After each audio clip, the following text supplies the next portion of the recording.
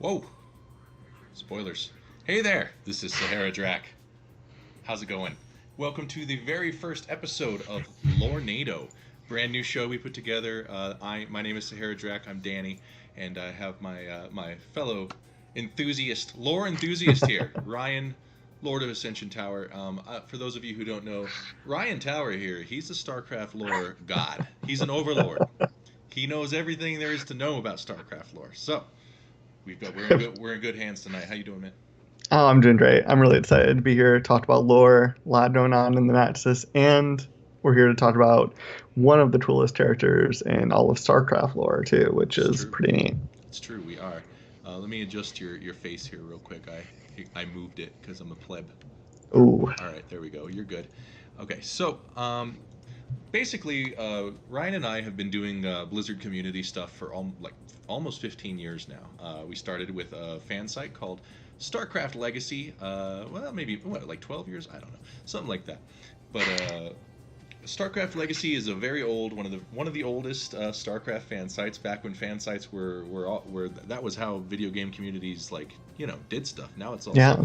Now it's all you whippersnappers with your social media feeds. But back then it was And fan sites. and yeah, and your video, Yeah, right? your Twitch TVs. Streaming. Yeah. Yeah. That's right. But so we started way back in the day during the Brood War era, which of course Stukov, our special character tonight, is made his debut in. But we've been doing this ever since, and we're just very, very passionate about Blizzard characters, worlds. Ryan is very passionate about StarCraft worlds and characters, to the point where you might say he's a little hard to please. Passionate is the passionate. term I prefer. He's passionate, yeah. But tonight's show, as I already mentioned, is going to be all about this guy right here. See that guy with the straw hat and the shotgun and the mustache? That is, you may recognize him as Enrique from Terminator 2 Judgment Day. Well, Enrique from Terminator 2 Judgment Day is, in fact, the voice of Vice Admiral Alexei Stukov in Brood War. So there's a fun little fact for you. The way we're going to kick it off today is we put together a little video just to kind of give you an overview of Stukov, crash course on his story, show some cool art. So sit back and we will enjoy this now. All right, so let's do that. 1 second.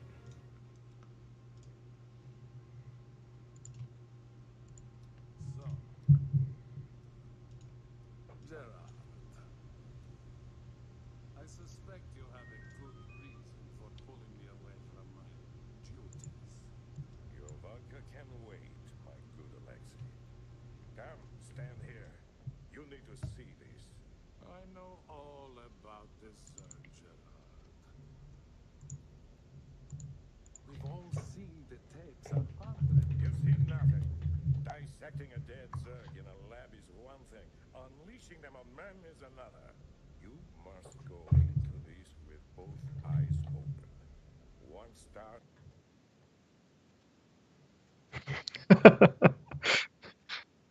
I hear your keyboard.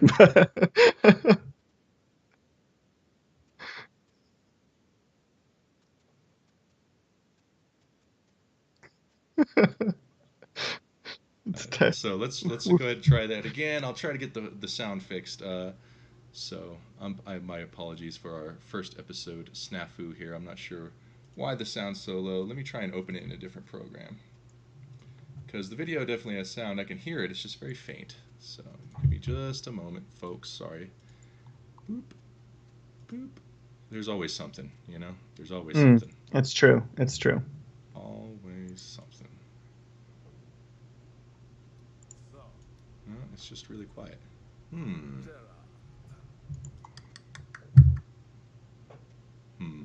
How do I fix this, Ryan? It's boosted all the way. I did. I think it's Skype's fault. I really do. Skype mutes stuff, and I don't know how to That's true. Yeah, but all my volumes are turned up. Oh geez. Oh geez, folks. Give me a second. We can chill Skype for a minute. Yeah, let's kill Skype. I'll call you back. See if that fixes it. Okay. All right. You ring me up.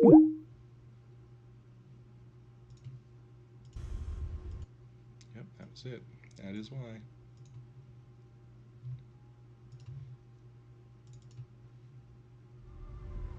So, Gerard, I suspect you have a good reason for pulling me away from my duties. Your vodka can wait, my good Alexei. Come, stand here. You need to see this. I know all about this Zerg, Gerard. We've all seen the tapes 100. You've seen nothing. Dissecting a dead Zerg in a lab is one thing. Unleashing them on men is another. You must go into this with both eyes open. Once started, there's no going back. Are you prepared to go all the way with this, Alexei?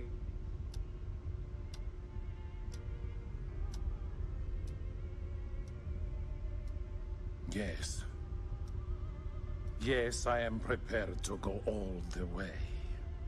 My good Admiral. Good. Good. I knew I could count on you. Admiral, the colonist base will be overrun in a matter of minutes. Shall we intervene? Take us into orbit, Mr. Malmsteen. We've seen enough.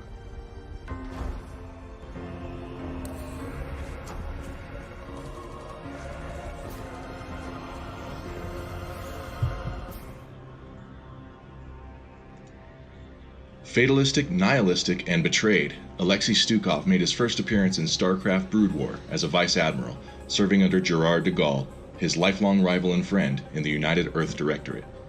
The discovery of alien species in the Kaprulu sector drew the attention and the ire of the UED to bear upon the Dominion, Zerg and Protoss alike. Commanding forces on the planet Braxis, Stukov was beguiled by the mysterious agent Samir Duran, who offered aid, troops, and the promise of an easy way to conquer the tactically vital planet. Inevitably, Duran betrayed Stukov and was revealed as an agent of the Zerg. Stukov retreated with his loyal forces back to Braxis and activated the Psi Disruptor, which his old friend and commanding officer Admiral Dugal considered high treason against the UED. Duran's manipulations were coming to fruition, and he eventually shot and killed Stukov on Braxis. Or so they thought. Launched into space inside a funeral capsule, Stukov's body was captured by the Zerg, who infested and resurrected him. Through his chance alliance with Sarah Kerrigan, Stukov swore allegiance to the Swarm, and enacted his vengeance on the UED through his brilliant tactician's mind and his control of the infested Terrans. Eventually, he was cornered, and his infestation was reversed by Jim Raynor and Tal'Darin, a fact he forever lamented. But his torment wasn't over. Experimented on by Terran scientists, the cure for his infestation eventually reversed, and he once again found himself commanding Zerg forces for the Queen of Blades. At the end of the events of StarCraft II, Stukov finally got his revenge against the Doctor and Rude, once known as Duran, and left the Swarm, never to be seen again. Earth itself. Once on the offensive, our highly trained Directorate forces were more than a match for the beast-like Zerg. Even their fiercest warrior breed could not defeat the greatest military technology in the galaxy. The Zerg forces on Char were completely decimated and their losses were tallied in the millions. But all wars have casualties, and while Directorate losses were minimal, the fleet's Vice Admiral Stukov gave his life during the final valiant assault on Char.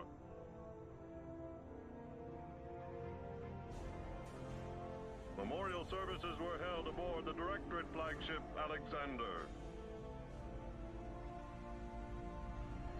Vice Admiral Stukov truly knew the meaning of sacrifice.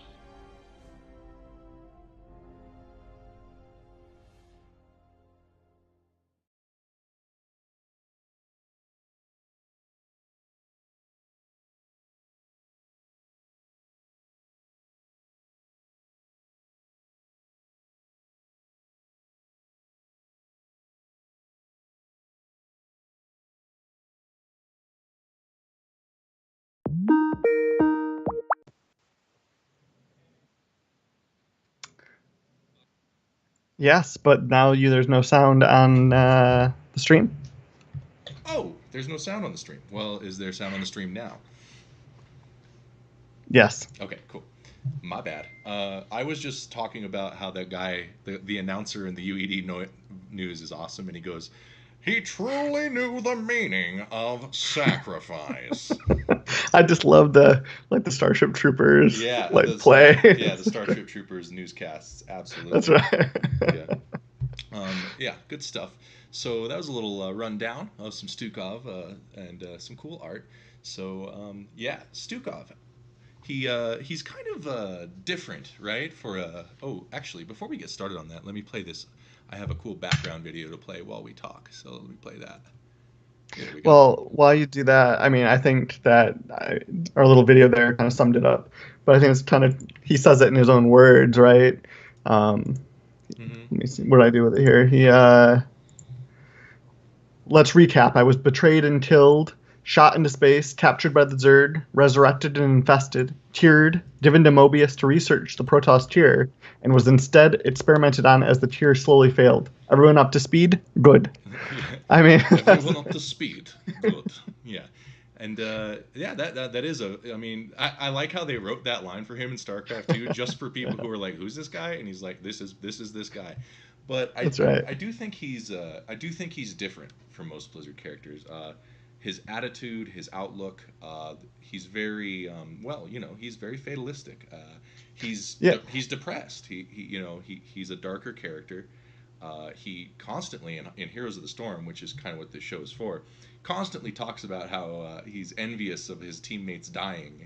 He's very goth. And well, yeah, I mean, it's kind of interesting all the things that happened to him, and I think you hit the nail right on the head. He even says at one point, "I'd be more nihilistic if I wasn't so fatalistic." Right, I mean, that's a quote from him. Absolutely, it is. It really is. So, I mean, if we think about just what happened to him in StarCraft, right? I mean, he kind of came in. He didn't see much combat when he was training on Earth. They discovered aliens in the Kapulu sector.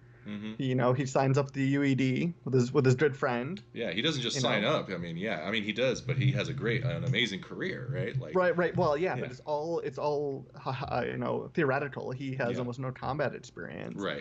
He's all about training, right, and a little unconventional. So yeah, he's already detached, and we can see it from that opening Brood War cinematic, right? Like, don't show me this. I've seen this. He's not interested. Yeah. That's exactly right. And he's betrayed multiple times. Yeah. In StarCraft. But that's the thing, though. Like he's kind of aloof and he's kind of dismissive and not interested, but he's very, very effective in as a tactician. He rises through the ranks incredibly quickly. The only person higher than him in the entire UED military is his friend Gerard. And it's more like it's more ceremonial than it's just admiral and vice admiral. Which are like very very close as far as I can tell from the description of the lore in the UED ranking system. So yeah, I mean he was put in charge of a lot of important things, right? I mean he basically led the only possible successful option they had against the Zerg, right? The Psi emitter. He saw it for what it was. Dugal was blinded. I mean, they were both blinded by Duran. Yeah.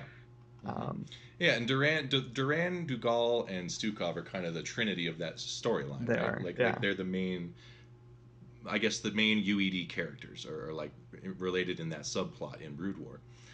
And Duran is kind of the antagonist of that plot line in a lot of ways, playing the UED leadership against each other out in the Kapulu sector. Very effectively, I might add. Yeah, I mean, it's clearly a plot device, right? But a fairly good one. I think that's part of what made StarCraft and particularly Brood War so brutal, right? With the darkness there. It's a much darker story than Blizzard tells now. Yeah, it is, and I think it was very effective in terms of setting up all three characters, right? I mean, I think that all three of them are tragic characters in one way or another, right? Stukov, I think, comes across as, I mean, he is the story of betrayal, and I don't even think like regret. I think if you kind of just see him in each game, in each situation, he's always he's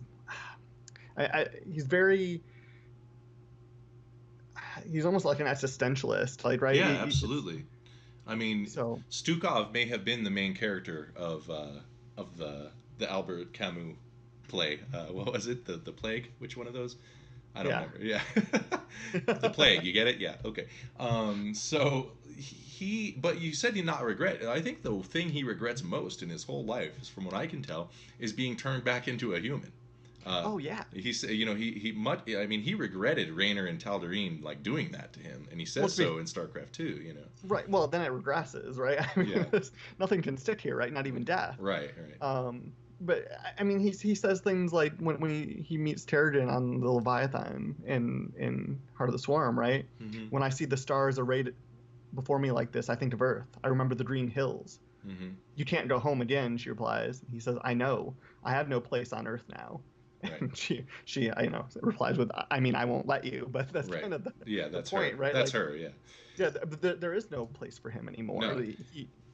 I don't even know that there ever was, really. But. Yeah, so Subsaurian, you say his combat prowess is theoretical, but he has combat awards. I just take that to mean like they're ceremonial, you know, like they give him those awards because he commanded troops or something, you know. That's kind of how I always saw that kind of contradiction there. But well, actually, I think he was instrumental in the quelling of the Ashanti uprising. So I think he had some combat experience. But right. But I agree. But he's definitely like an up in the battle cruiser, giving orders kind of guy. You know, like right. Yeah, for sure. Oh, which is interesting though, because if we just talk about what he's like in StarCraft, right? His unit is a ghost. Mm-hmm. He's not in a ship or in a mech. Right. He's on the ground. He has some psionic power. Right. I think that he probably is not only the most important tactician in the UED, but probably one of the more important and influential characters that comes out of the entire Brood War storyline. Right.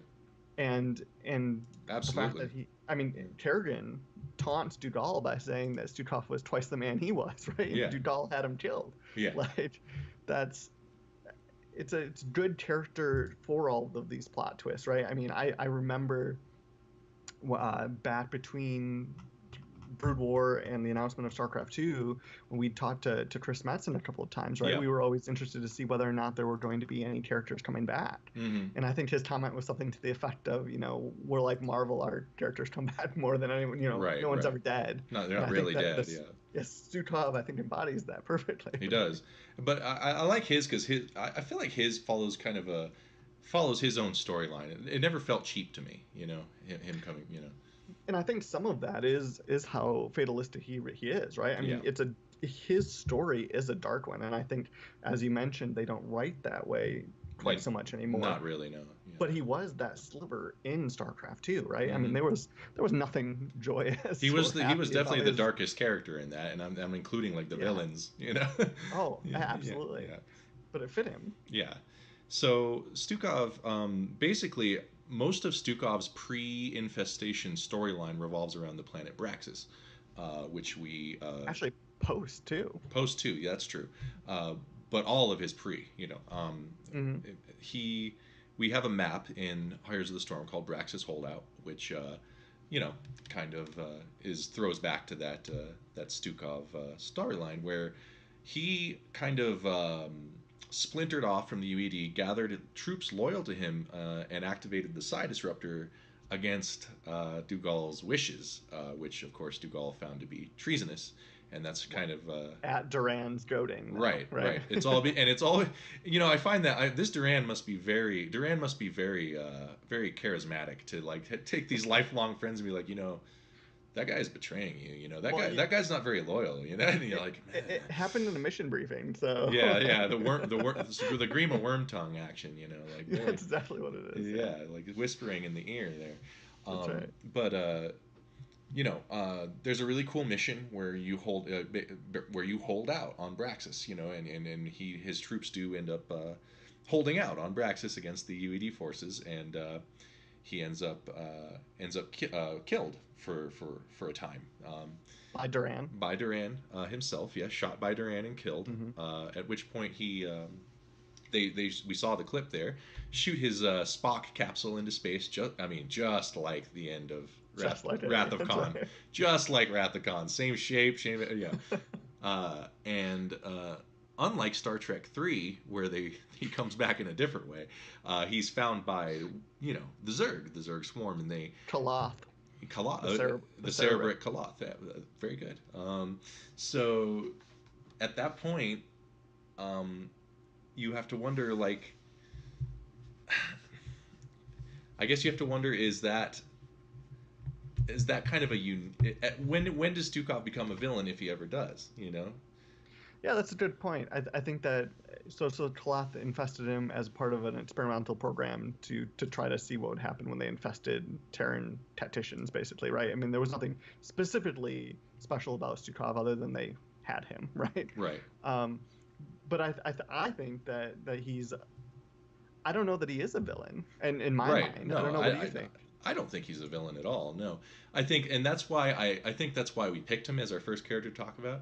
I think that's why he's one of the most beloved characters, and why he's one of my favorite characters is because good characters aren't, it's like Game of Thrones. Are there really any villains? No, they're just there are moral gray areas, and there are people, and they make decisions based on what they think is best, and to me that makes the best kind of character, and Stukov is, I think Stukov is one of Blizzard's most elaborate kind of well-written characters.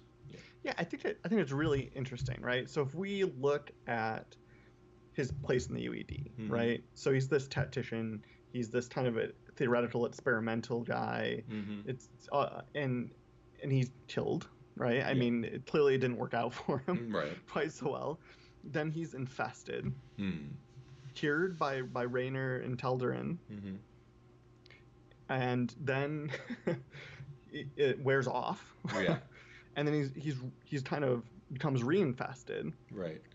And to me, it seems like once he was killed by Dran, from there on out, it's almost like he takes like the path of least resistance. So I see him in the beginning as kind of like a passionless character, right? And then he becomes infested the first time, and I think he's even less, I don't know, involved or interested. I think the most ambitious he ever was when he was loyal to Kerrigan, Well, that's what I'm getting to, right? Yeah. We get to a place where he's reinfested. He takes the path of least resistance and links up with the Queen of Blades, which I think is one of the only reasons we associate him with being a villain, right? I'm not sure he does anything specifically that is by itself evil. Right. So he links up with her, and it's because their aims are aligned. I mean, they both recognize that. I mean, Kerrigan threatened to kill him a dozen times, right? I mean, they wanted the same thing, and he ended up being with her to the end. And I think that is really the arc of him. Really, is his motivation changes, right? I mean, it's revenge. Right. And he gets a little universally altruistic at the end, like everybody else. Right. In StarCraft 2. But overall, that's the way I view him. Right. The kind of good guy Stukov at the end of StarCraft 2, to me didn't feel right at all. Well, to me, I think that's probably true of many of the. Yeah. Right. I mean, it's a Warcraft 3 ending. It's a Warcraft 3. Yeah. It didn't feel like him, even despite everything that happened. I don't think he would change in that fashion. But what I did like though was his loyalty. Right. He said, "I'm with you to the end." Right. And which was almost kind of the way he felt about Dugal, right? I mean, I think to me it even seems like he was more interested in helping Dugal than he was in even going on the expedition, right? I mean, it was that relationship. Yeah, it was about the relationship for sure. He was there out of loyalty, not out of because he didn't care about finding the Zerg or like seeing what was going on way at the ass end of space. He was there for loyalty, and he's very, very extremely loyalty to Kerrigan in the end. There's even a line in Heroes of the Storm that when he interacts with Zagara. So Zagara takes over the Swarm after the end of StarCraft 2. She's like the new queen.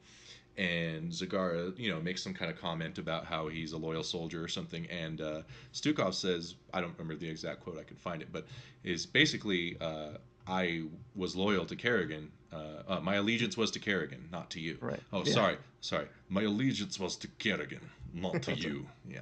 Excellent. Yeah. And I think that's a good point, but I think that's the end of his arc, right? I mean, going back to kind of what I was alluding to earlier with the path of least resistance, or at least the aligned goals, was when Kerrigan finds him on Braxis, right after the defeat of Marud. He says, "You do not recognize me? I'm Alexei Stukov. We were enemies once." And she says, "Well, we both seem to be Zerg now." Which is ironic because neither of them were really wanted to be Zerg, right? And then, indeed, and we share a common goal: the destruction of this facility, right? I mean, that's what it is. It's a lineup of future mutual benefit, right? And less of a hey, you're Kerrigan, let's do this together. Right. Yeah. Oh, I mean, definitely, and that's the kind of character he is, and that's why I like him. He's not just like a follower. He just, but when he pledges his allegiance, it's there, unless you're Dugal, I guess, in his eyes. But so. But even then, he wasn't. Yeah. He never betrayed Dugal. Well, Dugal kind of thought he did. Yes, but that he didn't. He was being right? manipulated. Yeah. I get that. So you're Stukov, right? And you went through all this stuff. The Great War is over, or the Great End War is over. Amon's done. Kerrigan's gone. What do you think he does now? Do you think he like? Do you think he like has a hideout somewhere, like really some cool moon, and he's like growing infested Terrans, or like what do you think he's doing? I actually do. I mean, I see him as kind of this lair type villain. He is a lair. I see him on a dark moon. Yeah. I kind of do too. I mean, I don't think he has any ulterior motivation. I don't think he's in it to rule. I mean, even the quote you brought up when he's talking to Zadara, right? I mean, yeah. He has no interest in conquering the universe. It's not for anyone else, and probably not for his own sake, right? No. He's not enough of a nihilist to want to be the instrument of that, right? Right. So yeah, I see him kind of just moping, honestly. Do you think he like binge watches a lot of TV now, or like? I actually see him like monologuing to a mirror. Yeah, he talks to the mirror every morning for sure. What do you think his favorite show is on Netflix? Walking Dead. Walking Dead? You think he's a Walking? I think he's sick of that stuff, man. He doesn't want to see any more zombies. I think he's a Glow guy. Like he watches. I think he watches the gorgeous ladies of wrestling. He's like, yes, I remember women, vodka. Yeah. I think. I don't see it. You don't see it? You don't think he's an Orange Is the New Black guy? No. No? No. I do. No, I don't. So, fun little fact about Stukov that not a lot of people know. Has 4 children back on Earth. He has 4 little ones. What do you think their names are? Give us your best. I know what their names are. Ivan the Terrible. Ivan the Terrible. Natalia. Yeah. No. Yeah, that's right. Maybe Olga. Olga, yeah. Yeah. Well, I happen to know that they're named Olaf, Eric, and Balog 2. Oh, wow. And Balog 2 is a girl. Yeah. Okay. Yeah. So, cute. Yeah.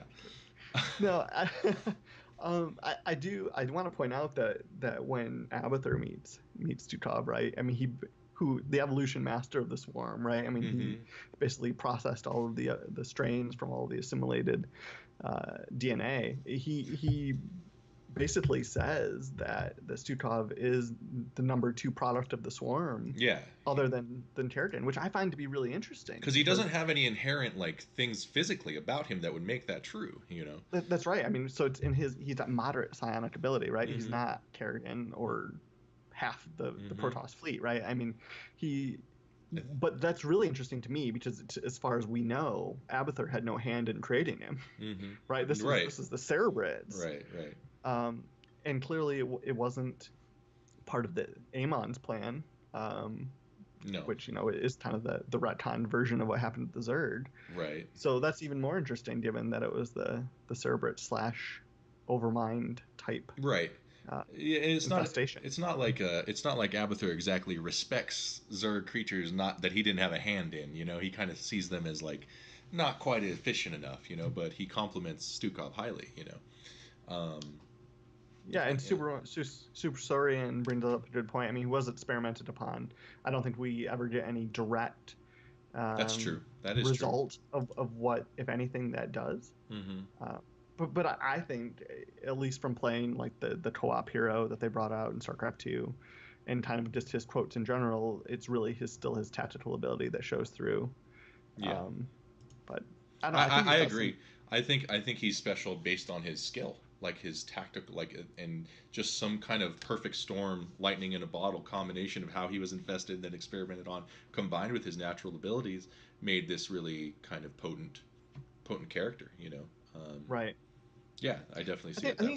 I think he's a well-written character. I think his lines are pretty good in both Brood War and StarCraft 2. Yeah, and Heroes.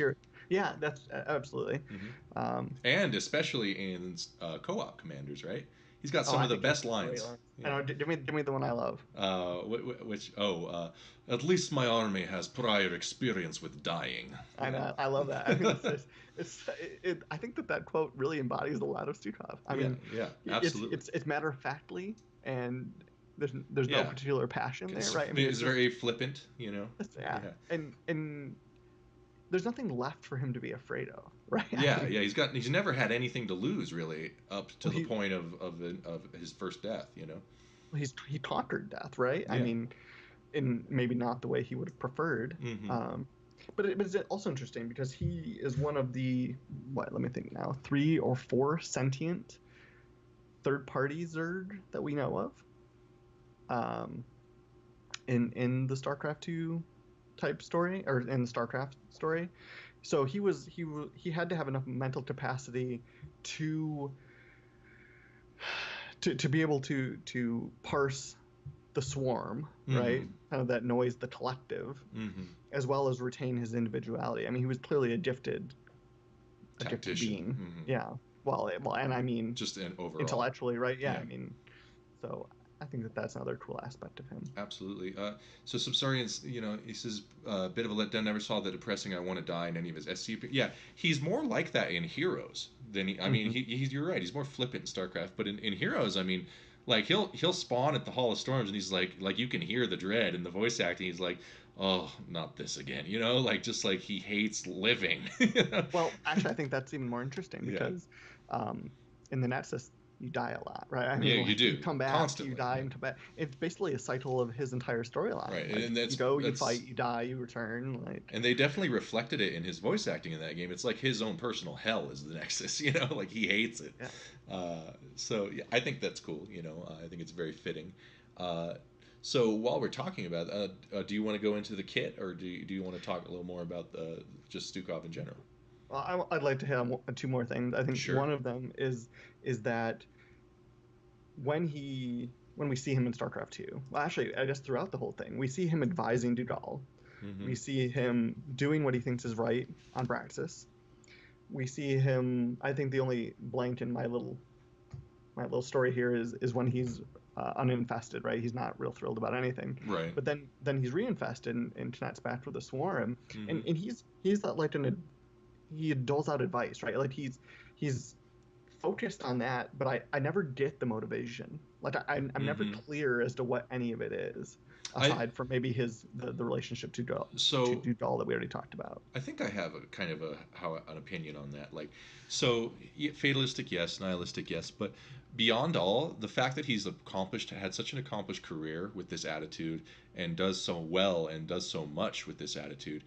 I would say maybe the aspect of Stukov that's the strongest in him is stoicism, you know, like, and stoicism is not, a lot of people, you know, mistake it for meaning like unemotional.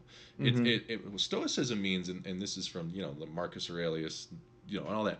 It means you get up every day and there's something you're supposed to be doing, and it doesn't matter how you feel about it, you do it, and you do it as good as you can, you know.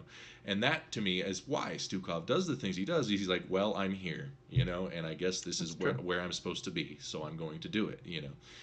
Maybe that doesn't bode so well for our prediction that he's on some dark moon now. Well, I think he may feel now like, well, now I'm here, you know, and there's nothing to, you know, I'm not being tasked with anything, you know, unless he is. Hey, you know, you never know, we could see him again, you know. Right. And while I'm not a huge champion of the writing in StarCraft 2, I do think that his interactions with whoever are quite good. And to kind of illustrate that point, right? So right when Terrigen and he are about to invade Korhal to take out Mengst at the end of Heart of the Swarm. Yeah. He says, well, here you are at the enemy's doorstep. It is almost over. And Terrigen replies, I don't think it will be that simple. It never is with Arcturus. He thinks around you, that one. Yeah. He knows where you'll walk before you do. And he says, but you've been a part of so many of his plans as accomplice or victim.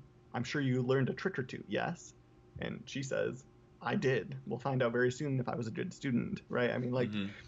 I think that's the kind of dialogue that pushed both those characters forward. Yeah, definitely. But and Stukov's interactions in StarCraft 2, a lot of the in-game cinematic dialogues in StarCraft 2, I was kind of take or leave. But every time Stukov was on the screen, I was like interested, you know, and I thought it was like good, and I thought it was interesting and well written. So And I think he tempered some of Terrigen's. I almost see Terrigen and Stukov as opposites pieces of the Swarm, right? Opposite, two sides of the same coin. Right. He's stoic, and this is how, you know, this. He's very clear. Like, we're either going to win this, or we're going to lose this, right? Like, he's going to crunch the numbers. He's going to play it out in his head, and this is what's going to happen. And Terrigen's like Kerrigan's very passionate. The passion and the rage, right? I mean, it's the tactician versus like the talented, gifted child, right? Like it's Hector and Achilles, right? Like, you know, that's right. Of the Swarm. Yeah. So I don't know. I think that's pretty cool. So yeah, it is. It absolutely is. So then the other thing I want to talk about before we talk about the Tit in Heroes of the Swarm is he was like the 6th or 7th co-op commander to come out, and he debuted at BlizzCon 2015. Yeah, I think it was 15. Or it was 15 or 16, and I think that translation was excellent. I think that a lot of that we see. Yeah. I think co-op Commander Stukov's the best version of Stukov. I do too, and I think broadly speaking, right? So anyone who hasn't played him, so there's a lot of infested colonists, there's infested Marines that you can build, infested a lot of buildings. That's right, and it's things that they kind of reference almost in his story, like when he's on Braxis, he's first in control of Zerd the first time. His infested Terrigens aren't as powerful as they could be, and it bothers him, right? So he's trying to perfect this swarm, in his own way, different from Abathur. Yes. And then kind of some of his special abilities in StarCraft 2, right? He can release the Apocalypse. The Apocalypse is so cool. It's honestly one of my favorite things in Co-op Commander. So if you haven't seen it, let me find it for you while you talk about it. 1 second. Yeah. So it's this big Ultralisk. Like a big Ultralisk. Massive. and he's been like upgraded with Terran tech. So he's got like rocket launchers on his back. Like an Ultralisk with like rockets strapped to it, and like titanium alloy razor blades, and it's very cool. And in true to form, a lot of his mastery points you can put in to reduce the cooldown of it, right? So it's all about like mass units. It's Zadara co-op commander with like pseudo-Terran units, right? Throw a lot at it, and so I think the Apocalypse is really cool and really embodies that. I think that they nailed him as a co-op commander. Yeah. And then the second thing is he has the infested battlecruiser, the flagship. The Alexander. Yeah, the Alexander. There's the Apocalypse right there. He's going to march across the screen. He has like a burrow charge and stuff. Sorry, go ahead. Yeah, that's perfect. And so the infested Alexander is maybe not like the flashiest unit, but it fits so well with his Tit, right? So it takes over units. It has an area of effect, units, corruption. It has it spawn like it tosses out infested Terran Marines I'm blanking right now. Like the Zerd unit, not the Corruptor, but the which one? The Filer? No, this is really bad. The little slug thing. The little the one that from StarCraft 2? Yes. What are those things called? Infester? I think it's Infester. Yeah, it's an Infester. In the same way that the I don't know. I'm a Terran player, man. I don't know. So that is. I think that's cool, and then it crashes and more spawn out of it. Yes, yeah. The battle cruiser crashes into the ground and stays there, and they just start popping out of it. It's like that's right. It's dope. But my favorite part of that whole interaction. So I love the Apocalypse as kind of like the epitome of what he is. And I'm glad they chose not to put him on the battlefield. Yeah. But the second thing is, do you remember what he says when you spawn the Alexander? I don't. So he says with I'm glad Gerard never saw it like this, right? Oh yeah. So I love that throwback. Yeah. So because that's Gerard's ship, it's not his ship. It is. Yeah. That's right. Yeah. That's right. And obviously, Co-op Commander is not canon, but it's cool that he has the ship, right? That he was shot out of, Yes, look, Subsorian called your quote right before you said it. Look at that. That's exactly right. It was so. Like you said, I think that this is the best version of Stukov. It is. And it embodies his entire arc. So I think that's another thing I want to talk about before we get into the Tit. Yeah, so. I would agree. It's the best version. I really like the HOTS version. I think as far as I think they maybe get his attitude more to my liking in HOTS. But in the co-op commander, the gameplay, what he does, the things he says, it's more lore heavy. It's more rich with the lore. It's just and it's just very cool. Yeah. Well, and to be fair, I mean, StarCraft's his game, right? Right. I mean, certainly it should be more lore for his rich. Yeah, agreed. Rich for his lore. Yeah, because it's his video game and it's all about him when you're playing him in co-op. You know, he's not on a team of 5. You know. And his interactions with the other heroes are pretty good too. Obviously, in the Nexus, it's a little more direct. But, right. So. Yeah, absolutely. Yeah. All right. So the kit. So in Heroes of the Storm, Stukov is a healer, and I think when I found that out, and when a lot of people found that out, it was kind of puzzling, right? It was like, oh, I mean, I guess that's cool, but it's not what you expected, right? I did not expect him to be a healer at all. Well, so what did you expect him to be? Let's talk about that. I guess I just didn't really think about it, you know. Like, and then when it happened, I was like, oh, I really wasn't thinking he'd be a healer, but that's awesome, you know. I guess I thought he would, because he's like, I thought he might be a specialist, you know, because he's like a commander, he's like a tactician, you know. See, that was my very first thought, right? Was he would be a specialist that kind of spawned something, right. But they don't want to stop doing that. They've said many times. So yeah. Agreed. Yeah. So my second thought was that he was going to be an assassin, and he was going to have like 2 modes, like almost like how Terran Ghost can cloak, right? So the first mode would be like him as like his ghost. Yeah. Kind of persona, and then instead of cloaking, or you know, he'd like turn into his infested side and have some different abilities. So that's kind of where I was going. I guess I can see that, but that's not how he panned out. They made him a healer, which is cool. He's one of my favorite. I think he's my favorite healer to play. I love playing him. I think he's super fun. I like that he has a lot of control. And as far as like kind of why can he heal? What's the kind of, how does that work? You know, like how does that make sense? And there is a quote here that I lost, but I found it that kind of let me find it. It's on this article, and it kind of explains. It's from when he is getting tested on. Where the hell is he? I'll find it. Anyways, talk about his kit while I look for that. So he's a healer, in the way that I kind of envisioned this, right, is that he's a tactician, and as we just talked about, a lot of what he does is advise. So the way I see that translating into a healer, right, is he's supporting, right? Yeah. And that's kind of the obvious thing. So his kit, his main Q, right, is the healing pathogen. I found the quote, by the way, so we can perfect time. All right, so the Mobius Foundation report N-05-99-30. The experiment's unique condition continues to display extensive regenerative properties, causing wounds and even limbs to recover quickly. An unforeseen side effect of the infestation is a unique pathogen that spreads quickly. So that's and obviously they wrote that for HOTS, you know, but like because this was during the like Twitter promo stuff. But that that's the explanation of it is he has this pathogen that heals wounds, you know. Well, it makes a lot of sense. There's Zerg, yeah, absolutely. Well, and originally, right before the StarCraft 2 kind of retcon back to the beginning, is the Zerg was really an evolutionary virus. Yeah. Right. So having a pathogen be a modified offspring of that is kind of a cool idea. So that's how I think of it in my head. Yeah. No, it's cool. And it makes perfect sense. So yeah, his Q spreads through a virus, and it's a happy virus. It's the virus you want. I don't know of any of those we have in real life, but it'd be cool if we had those, like people just going around like licking dirty plates and stuff to like try to get the good virus. But there is a good virus apparently, and Stukov has it. And yeah, that's basically his only healing ability, right? Like everything else is utility. That's right. Yeah. So which actually kind of I guess limits him a little bit in some ways, or has in some ways. But as we talk about on our other show, Nexus Draft House, we do a draft analysis show for Heroes of the Storm. If you don't know that, healers that have utility are the top of the heap, kind of right now in the absolutely. Meta, I'm just talking about like the healing fantasy. Oh right? Yeah, the fantasy. But, yes, yeah. But he shoots what's it called, a pustule for his W. The weighted pustule. It's a cool name. Weighted pustule, yeah.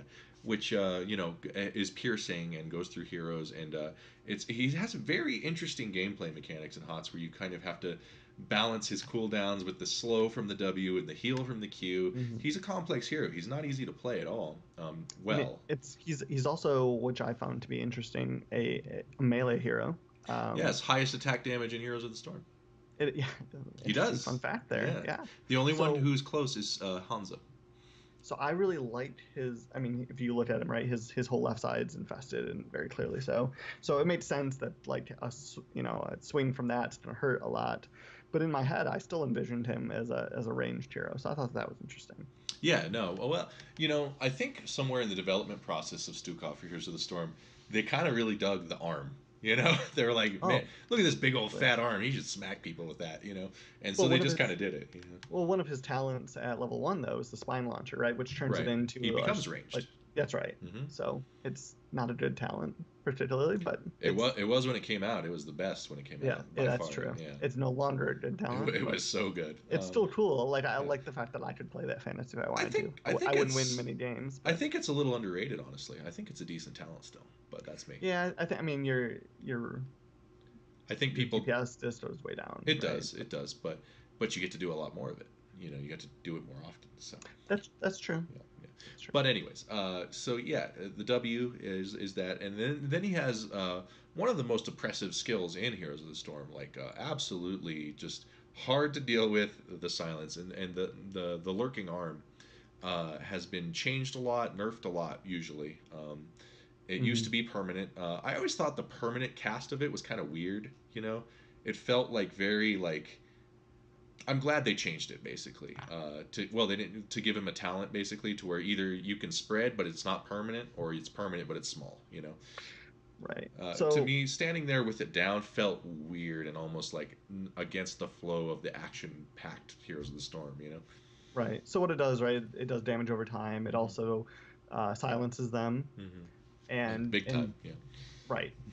So it is channeling, right? Yes. So when I first saw this, I was like, oh.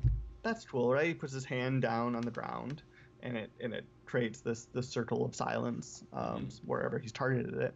Mm-hmm. But it didn't immediately come to me that this is something he was going to do. But then I started thinking about it, and I like the idea of it's like his own special version of creep, right? I mean, he's modified all these other things. He's got the pathogen, he's got the postural. He's a special Zerg, right? Yeah. So he's found a way to like weaponize creep even more than it already is. Yeah. So I thought that was cool when I thought about it that way. I mean, if Kerrigan's creep did what Stukov's creep did, the Zerg would probably have no problem. If it's silenced and damaged everything standing on it that was an enemy, that'd be pretty. That's cool. Right. And just those creep tumors rolling. But so I thought that was neat. But. Yeah, I mean, we're assuming it's creep. I mean, I think it's creep. It looks like creep. Well, yeah, I mean, it's basically creep with like teeth, right? Yeah. It has a little mouth. Yeah, it's pretty cool. Yeah. But even if it's not creep, like that's how I think of it, right? And then it makes more sense to me. Right. Yeah, definitely. Now, his ults, I think he has some of the most interesting ults in that for a support character, right? Like, both of his ults are based around disengage, which, given the kind of healer he is, he's a very passive, methodical kind of support. They work really well with him. He has the flailing swipe and the shove, massive shove. And again, I think his ults kind of happened because they were just fell in love with the dude's arm, like they're both arm based. Yeah, that's fair. But I also like the idea, right? If I'm playing out the fantasy of Stukov, and as we talked about, right, one of his greatest strengths is that the tactician in him, right? Right. So positioning makes a lot of sense. I mean, so if we looked at all his talents together, right, aside from the healing pathogen, but if the weighted postule, so that's affecting your enemies, right? So that's one part of your tactics. Silencing, which is when to deploy that is a real big decision. Yeah, it's very tactical call. And then 2 different disengages. So I mean that fits with what we just talked about. With Stukov. I mean, of all the supports, I think maybe Deckard Cain, but he probably has the most battlefield control of any support. He controls the area. Like he controls where you can walk in, like Infernal Shrines. If his silence is there, you're not using that entrance. You have to go around, the shove, the massive shove turns a 5v5 into a 4v5. The swipe is like, no, we don't want this fight, and I say so, So he has order to just save somebody, right? But yeah. And he does have the most tactical control of any support, I think. Well, Deckard's not really control. I mean, it is control, but it's not as manipulative, right? His is more like just stop, go away, Right. you know, or like stop coming at me, slow down, stop But right there, you know. Deathard's is a little more persistent, I would say. Yes, it's more often But for sure. yeah, Stukov so has high cooldowns. Yeah. he does, and I think with Stukov, right, as we've seen the chat there, that I think I agree. I've seen this before too, that they wanted to do more with infesting, um, but they enjoyed the way this played. Yeah. But that's interesting to me because even the little blurb in the game about Stukov, right, Infested Admiral, which is interesting that they call him Admiral, not Vice Admiral. I guess he's an Admiral under Kerrigan. Ceremonial title, you know. But, well, under Kerrigan, he probably is an Admiral. Yeah. But Alexei Stukov had a hard life and an even harder death. He has been betrayed, shot into space, resurrected and infested, almost cured, and then experimented upon as the infestation returned. Now his infestation spreads within the Nexus. So that's interesting to me because that's not how I read his kit.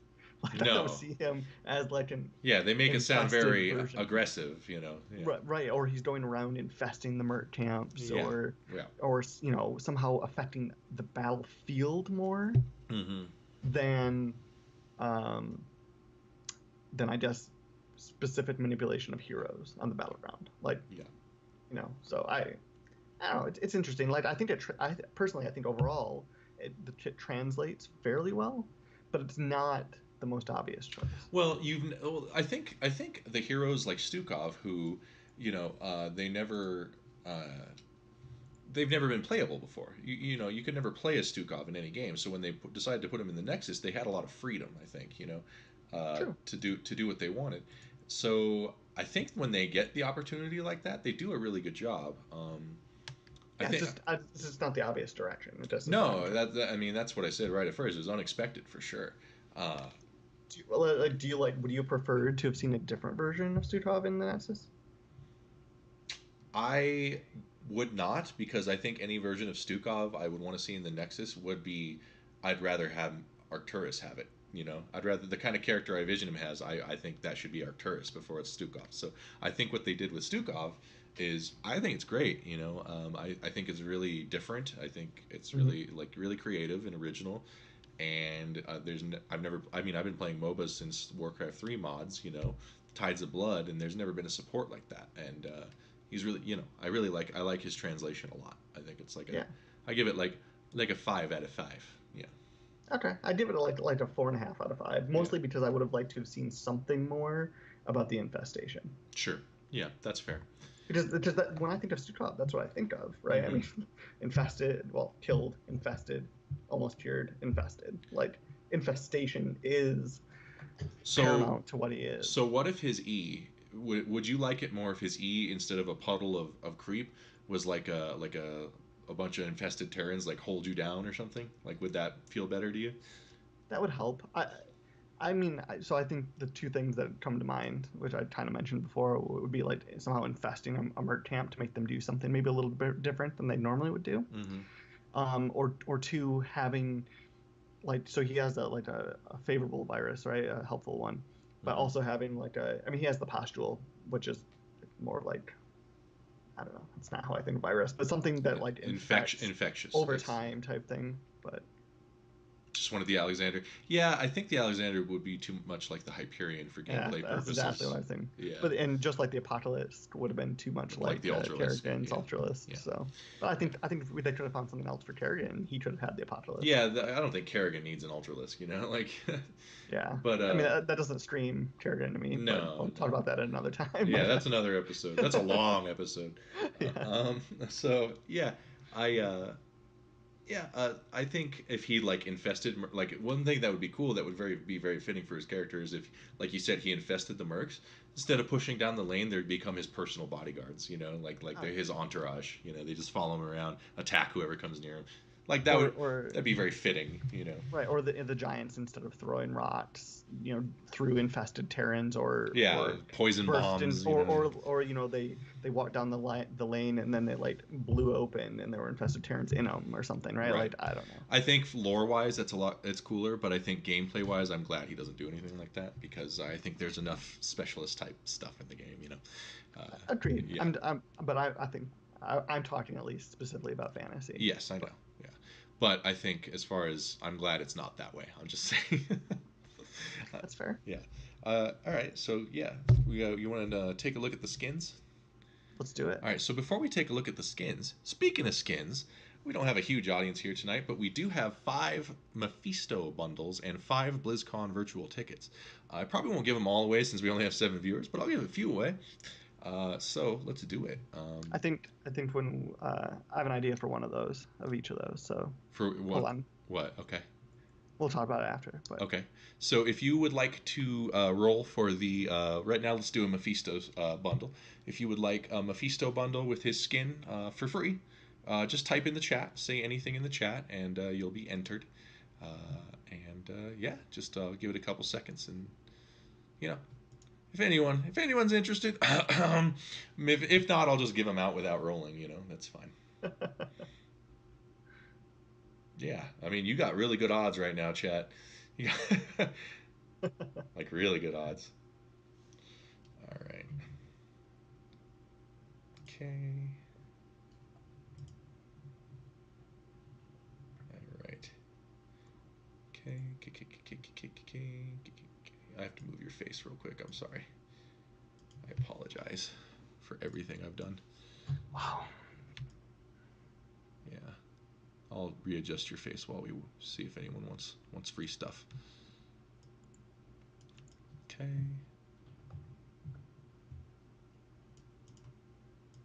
All right. Move that down a little bit. There we'll go.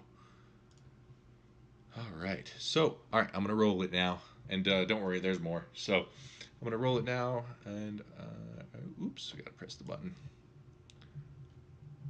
The winner. Don't type, Ryan. You're gonna enter the contest.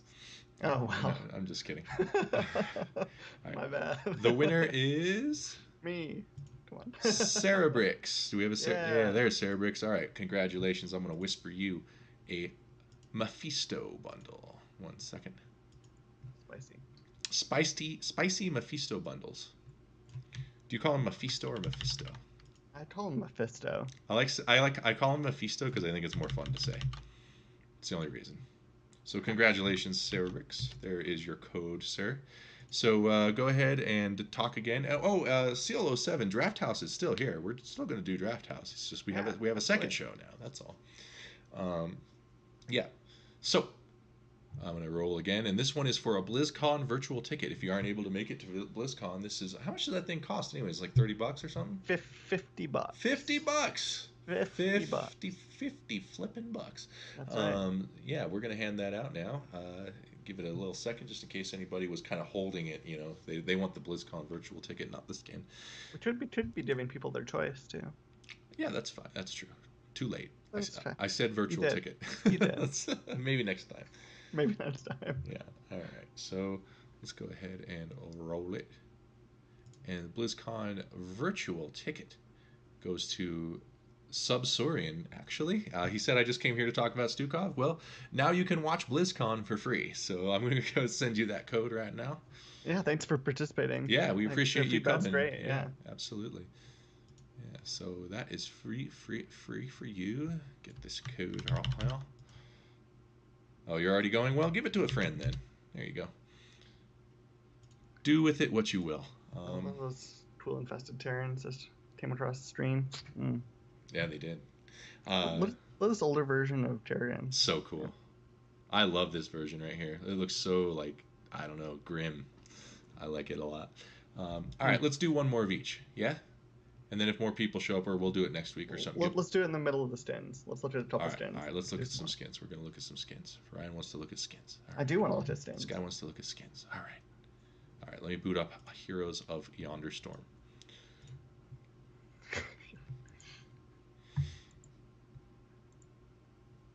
Well, we will also be at BlizzCon Subsaurian, so if you see us walking around, you'll see a big dude and a little dude, and, you know, they'll look like us. Say hi.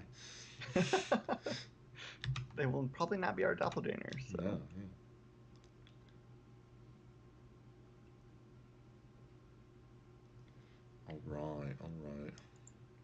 All right, there is Heroes of the Storm. I'm going to go over to Collection. See, I hate Skype. I hate it, Ryan. It made everything quiet. Not that I need the sound now. It's just really annoying. Okay, heroes, Sad support, Stukov. Let's go over to the skins, shall we? We shall. All right, so we've got. Where am I on the wrong screen? Where's the one that has the descriptions? Is that in the shop or It is in the shop. the shop? Okay. All right, 1 second. I went to the wrong thing. Stukov. All right. Okay, so let's start with his like base tints because there actually is a couple interesting ones there. First one I want to take a look at is Dictator Stukov. This is one of my favorites because I don't know how many of you are into Street Fighter or fighting games, but I love fighting game tournaments. I love the fighting game community, and I'm a very big Street Fighter player.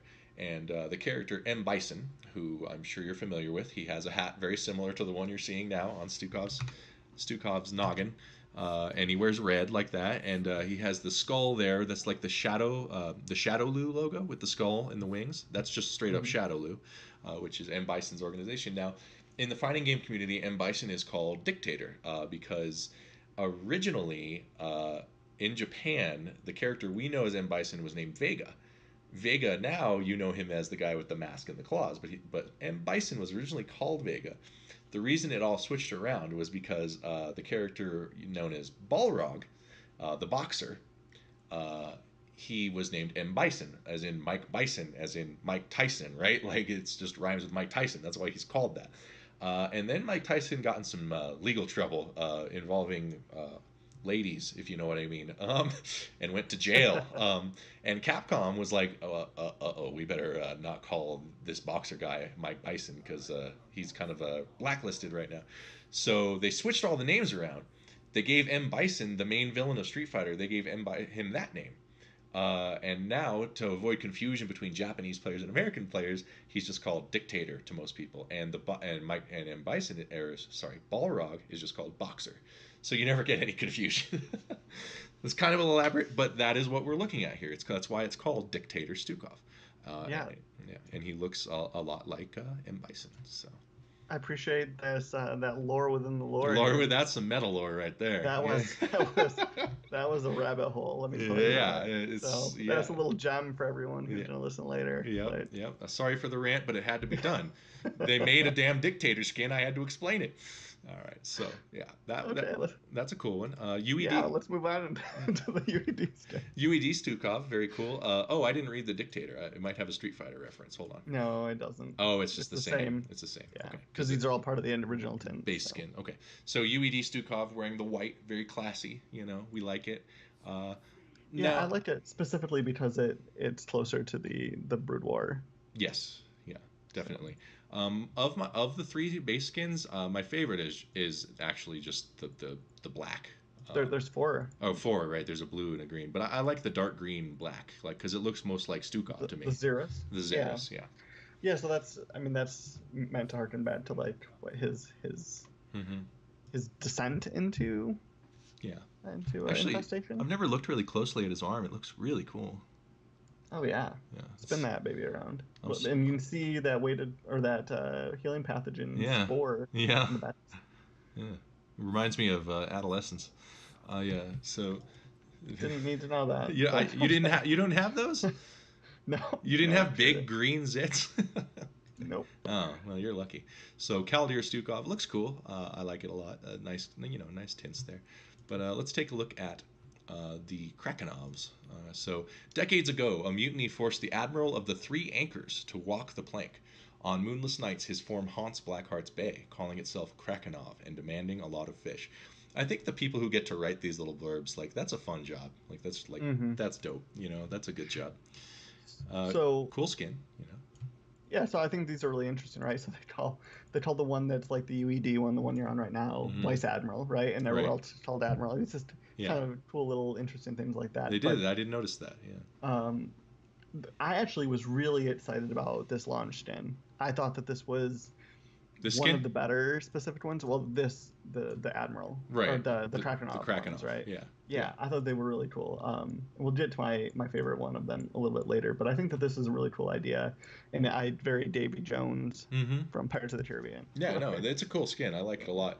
I own them all, and I've never used it once. You know why? Oh, really? I just think Stukov's cooler than a Kraken. Oh, I just would rather be Stukov, you know. I use this one for my levels 1 through 15. Not this one specifically, but the Kraken ones. I also Yeah. like kind of like the Captain Hook reference with the trident. The trident hand, yeah. This guy cannot do a lot with his hands. If you take a look like he can do a lot of damage with his hands, but he cannot like do He can anything. spear some fish. He yeah. can't like write a letter. He can't open the fridge. Like, you know. He has a peg leg too, right? He does. This guy is messed up. Yeah, He absolutely. is clearly. So Ghost Admiral Krakenov, I'm assuming that's the one you like.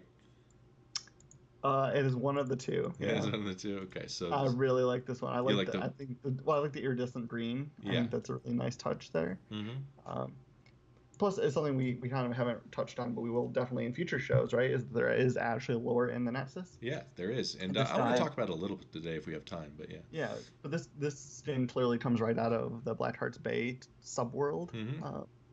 or Nexus realm, I guess is the official term. The Admiral But- of the Three Anchors. That's right. So it Interesting. sounds like a fleet. Obviously, It he's an does, admiral. Yeah, it's Also, could be a tavern. He Yeah. could be drunk. Admiral of anything, but yeah. yeah, I really liked the ghost iridescent one. So this is definitely one of my favorites. Yeah, and then there's the pink one, Reef Admiral. And actually, this is the one I used the most. It's I'll be cool honest. because the octopus on his arm looks very octopus, the squiddy. You know, you can really see the squid action on that one. Yeah, I mean, honestly, none of these colors are ones that I would like pick or do anything with, but I think they really work together, and I found it to be really helpful with all of the visual stimuli on the screen, being able to see something that was so different. Definitely. So I really like this one too. Yeah, and he also has the Tide Swept, which they added later, which I think is the coolest colors for the skin, the blue and orange.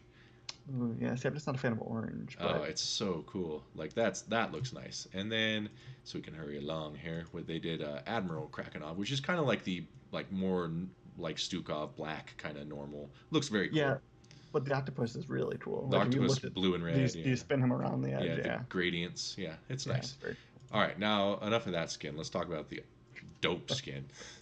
So Arctic or the Imperator Stukov, very very obviously, inspired by GI Joe. G.I. Joe, yeah, absolutely. All of those skins are the Viper skins. So thanks to sound military tactics and the fierce loyalty of Viper's soldiers, the Imperator has crushed his enemies and established a new world order. It is only a matter of time before his robotic fist snuffs out the dying embers of rebellion. Yeah, I did a little flavor of like Red Skull Yeah, for sure. too. I mean, the UED. I mean, let's be real. Like they're very, they're Russian. You know, they have Russian accents, but they're especially with a lot of their trappings and decorations and stuff. I mean, they're very Third Reich inspired. You know, and they're meant to be. You know, they're meant to look kind of Nazi-ish. And Well, yeah, I mean, look at his hat. well, right? yeah, and then the other ones has the skull. You know, which is like Right. straight up an SS logo. You know, like Right. yeah, the But- skull with the and lightning. You know. I really liked I don't even know the pneumatic.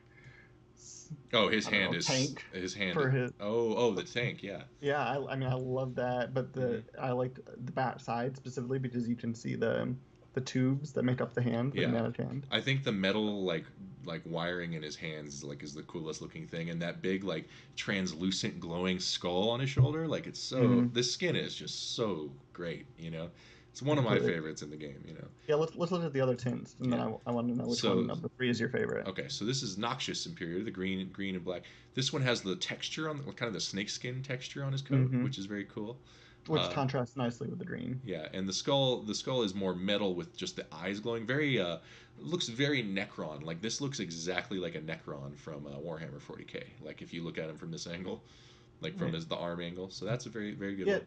it's pretty interesting. So between the three skins, right, the Arctic one, the blue in general, and kind of the freeze. He was like a Mr. Freeze version. Yeah, right? it's Mr. Freeze. Yeah. That's what kind of jumps out at you. The Mhm. noxious version, it's the green Mhm. metal, like the combination. Mhm. And then I think the red one, I think that the metal is clearly the standout part of it, right? Yes, the metal. Yeah, it's like this brushed steel, like very cool. Right. Yeah, yeah. But it's exactly the same skin, right? So it's kind of cool that you can see the Yeah. variations They in did- more than just the color. Because he has the black tubes that kind of subdue them in the glowing red eyes, but the metal really stands. Yeah, they did a great job with the skin. Yeah. Oh, I think it's one of the best ones they've come out with. Yeah.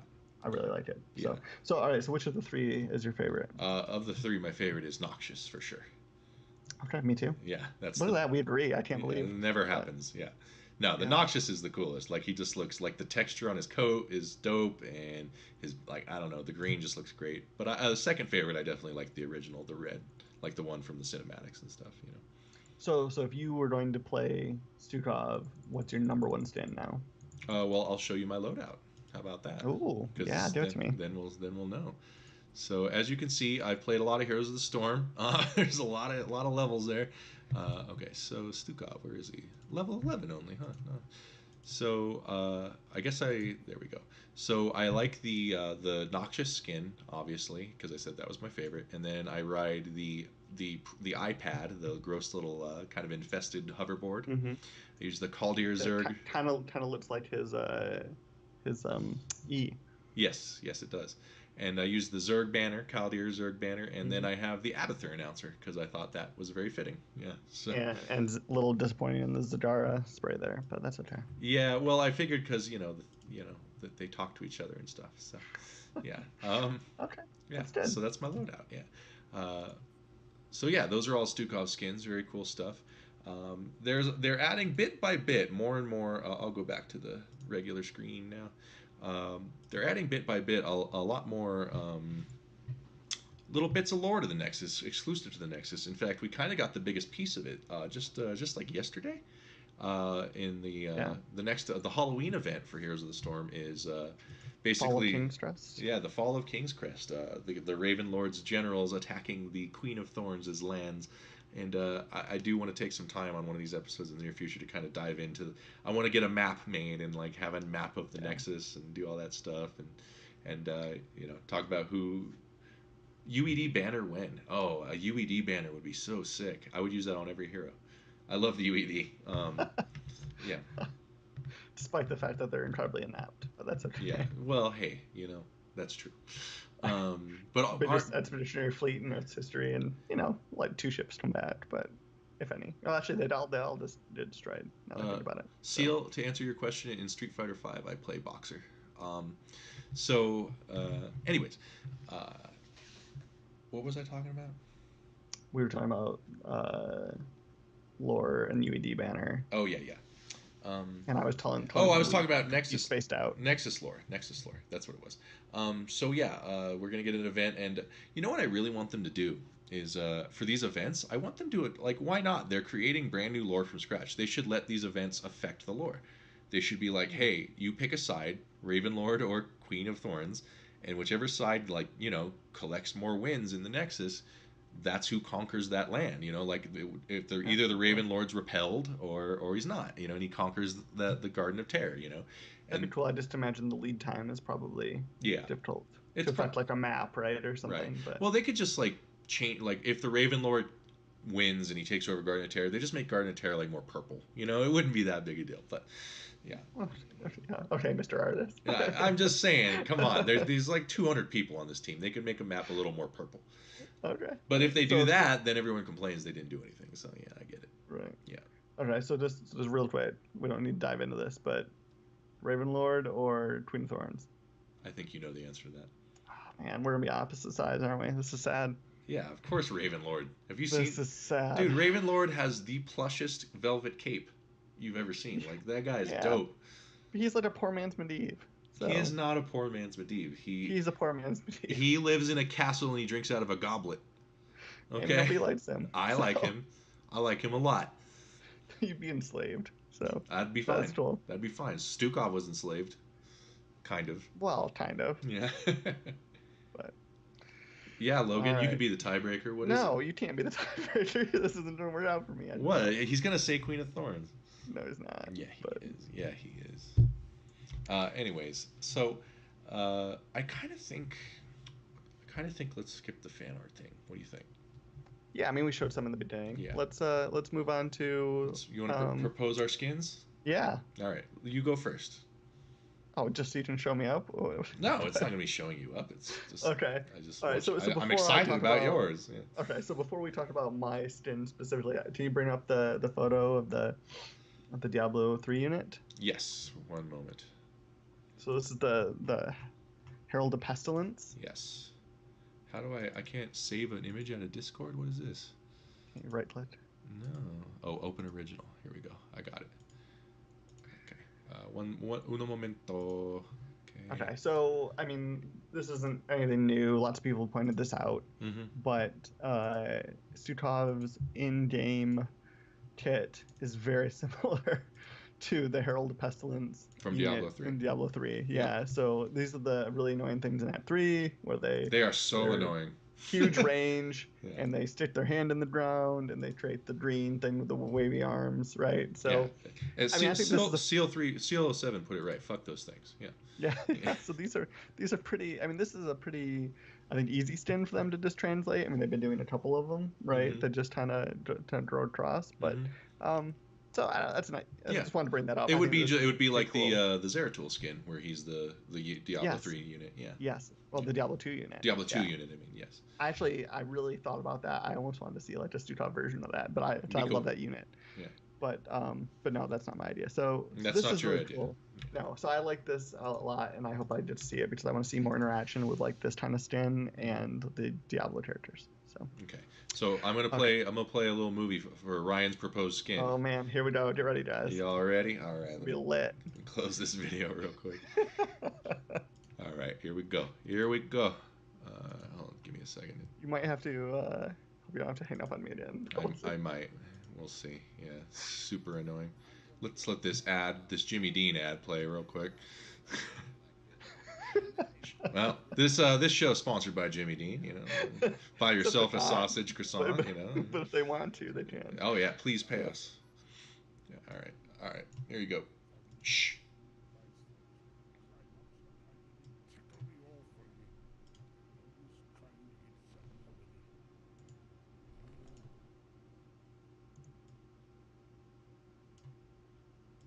I don't hear anything. No. All right, hang it up on you.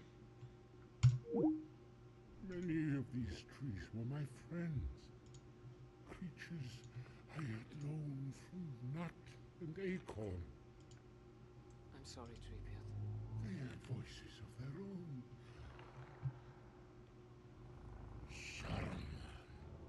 Saruman. Wizards should know better.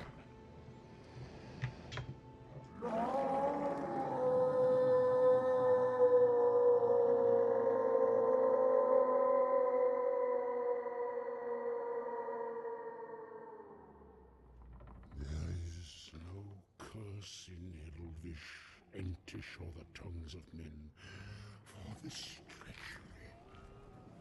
Look, the trees. They're moving.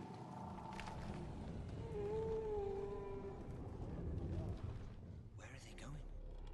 They have business with the orcs. My business is with Isengard tonight, with a rock and stone.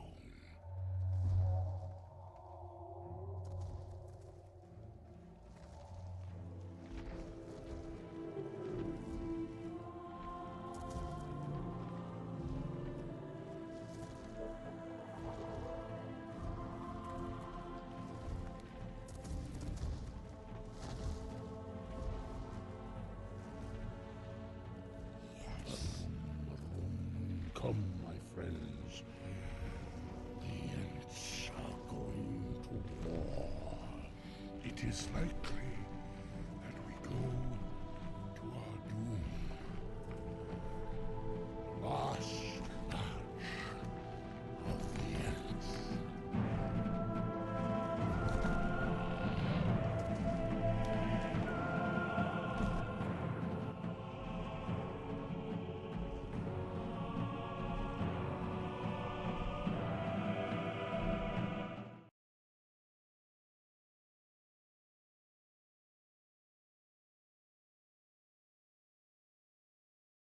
Yes. Last March of the Ents. That's a cool skin idea. Let me call Homie back. How is the quality of this call? 1 star. I hate you, Skype. No.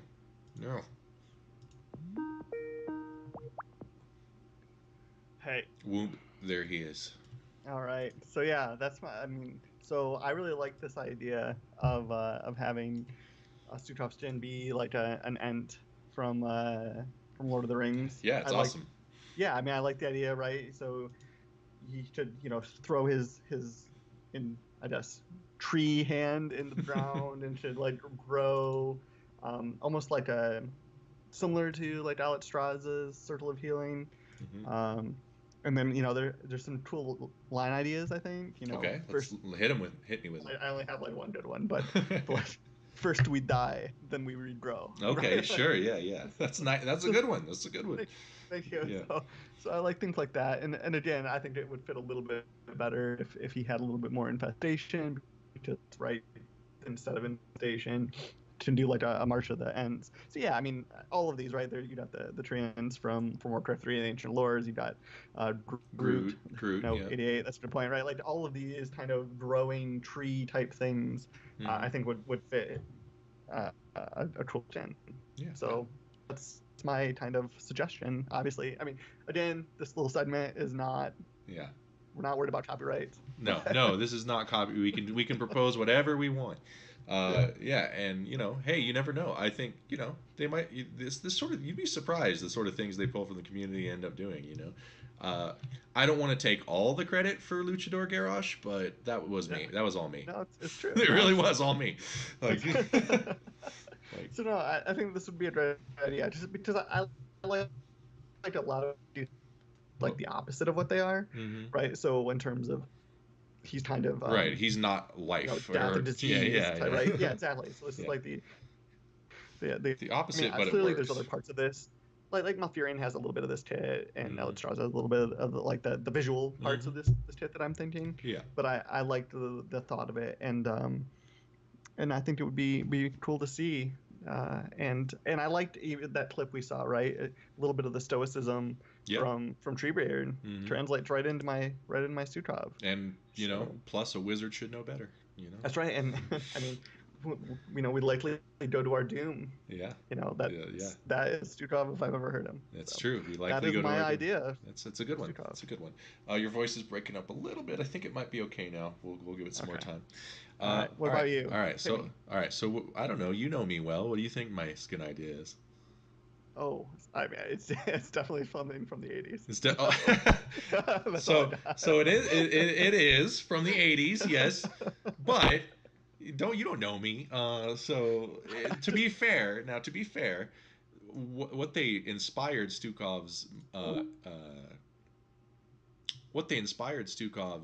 animations from, and like his arm and the way it's animated, and this is Breakfast Club Stukov, yes. It's not a knock on the animators or anything, but it's very, very clearly inspired by this thing.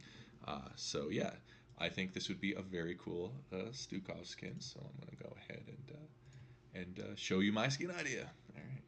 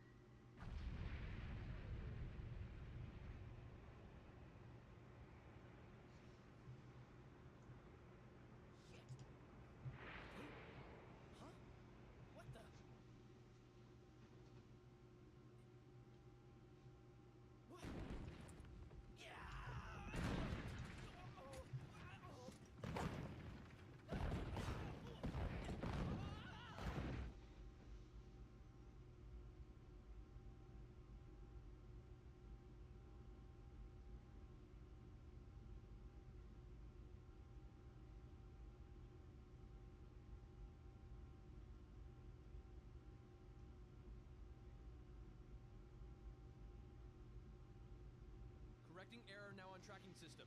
T minus 20. Get the fire extinguishers! Are you okay? What's going on? What happened out there? I did the wrong scene, team. Did the wrong scene. We get to watch more. Here we go. A little more. Aucune leçon ne t'a servi alors.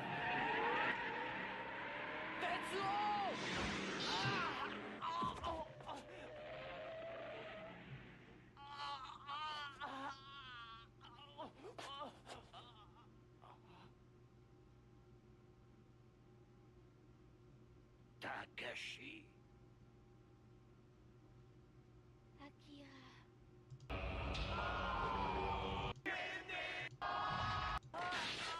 There it is. There it is. Okay, I knew I'd find it eventually.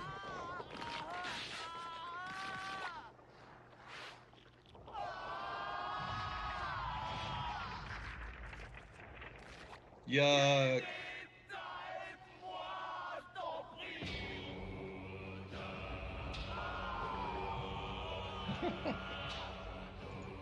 Oh, balls. Cool. All right. My bad. My bad. All right, let me call Ryan back.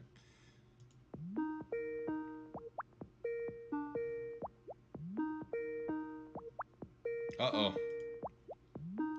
Skype no working. Oh, no. Let me restart Skype. I hate this program with just the most burning, burning passion.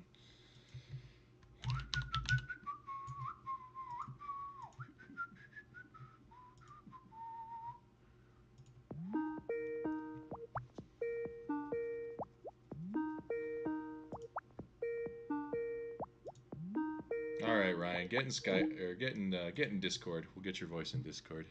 Skype just you just can't count on Skype. You just can't do it. Get in here. Where do I type him? Hello. A little bit more of the old technical difficulties here.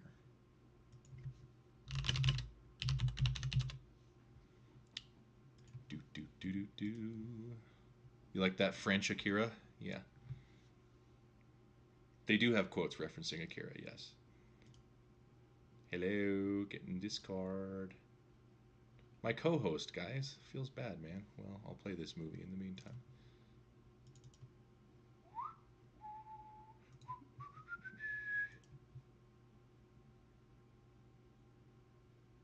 Where'd he go? Well, anyways, I'll just talk about it till I can get a hold of him. Now, I didn't find the best clip of it. You only got to see the arm there for a second, but for those of you who might not be super familiar with Akira, he uses that big arm quite a bit. Very much, pretty much exactly like the same arm, kind of the same style. They definitely inspired Stukov's arm in Heroes of the Storm from Tetsuo. So I think it would be dope as hell to have a Stukov skin, no hat, kind of little spiky hair, the red cape, and then he just busts out that fat arm and just starts smacking. So yeah, that's my skin idea.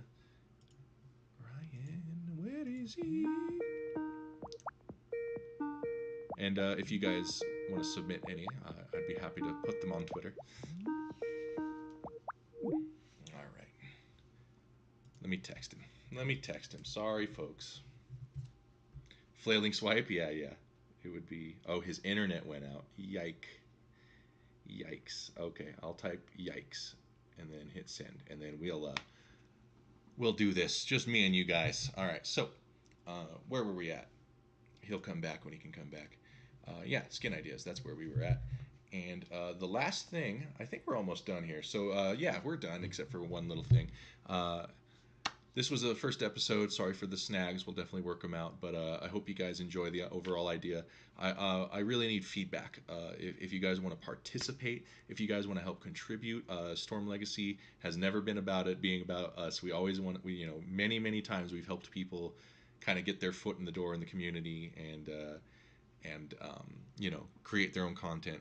We've had video creators, writers, lots of great stuff. So if you guys want to contribute to this show, please message me, follow us on Twitter, message me on Reddit. Reddit I don't visit very often, probably not the best way, but Twitch or Twitter will work. If you have ideas, if you want to see, if you think there'd be a cool segment for the show that we should add that you think would be fun, let me know.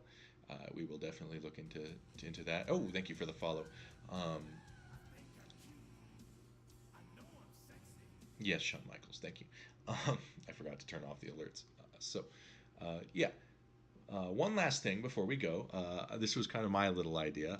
I have decided to make a Spotify playlist for every hero we do, and I'm pretty proud of this one. I think I did a good job with the Stukov playlist here. So I'm going to go ahead and copy that and give it to you guys. It does start with the song Dominion / Mother Russia by Sisters of Mercy. So there's that. go ahead and you can check that out at your leisure. It's my own little mix I did, 12 songs, all about Stukov. You've got Everyone I Love Is Dead by Typo Negative. You've got This Corrosion. You've got Big Arms by Cali Muscle. A lot of good stuff. So, and of course it ends with All the Way by Frank Sinatra. So yeah, definitely check it out.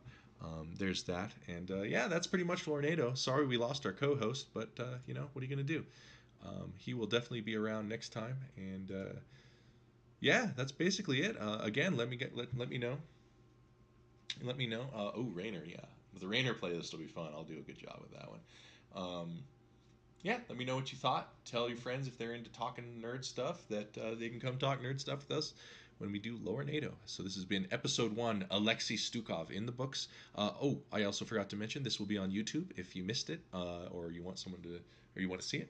We're also going to be uploading it to Podbean, so it will be an audio podcast. Obviously, not everything will translate to audio only, but we're going to get on top of that and do it, you know, right from the beginning, so we don't get behind.